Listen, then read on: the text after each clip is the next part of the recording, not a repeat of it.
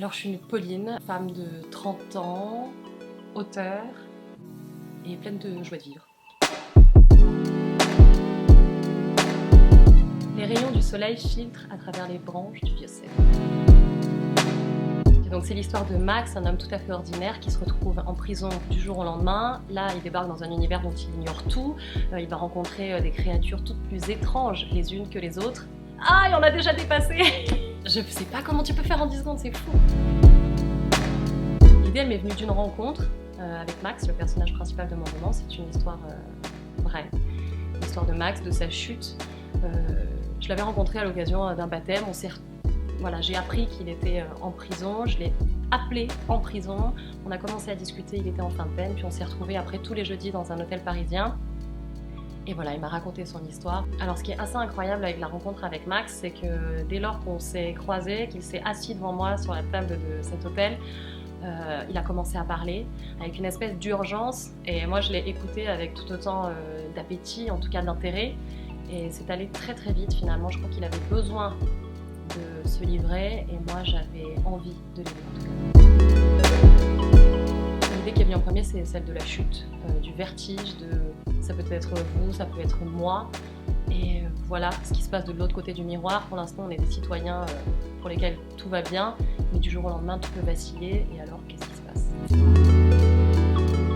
La suite existe déjà, elle est entre les mains de Grasset, mais oui, j'avais l'urgence tout de suite d'embrayer sur un autre roman.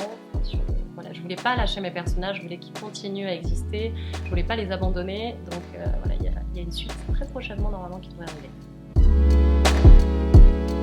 Un bon roman pour moi, c'est un roman épique. J'aime qu'il y ait des grands sentiments, j'aime qu'il y ait de la force et beaucoup de rythme aussi. Trop soigner le style, je suis pas très fan des romans écrits très très travaillés en fait. J'aime assez, quelle que soit en fait la parole, quel que soit le style, j'aime assez qu'il soit direct, pas trop pontoulé, pas trop alambiqué.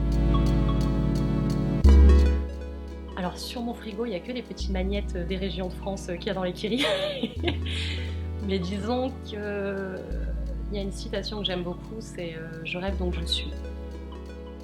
Vraiment d'une des anciennes émissions que j'avais sur Europe 1 et qui compte beaucoup pour moi. Si je gagnais au loto, je mettrais à l'abri toute ma famille. Et je pense que l'essentiel, après, je le donnerais à des œuvres qui comptent pour moi. Les femmes battues et les enfants, essentiellement. Je pense que c'est deux corps pour lesquels j'aimerais faire plus, en tout cas.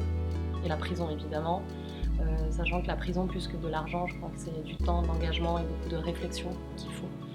Donc c'est pas tellement avant que je pense avec l'argent. C'est un peu tôt pour vous le dire, mais ouais, j'ai la cote.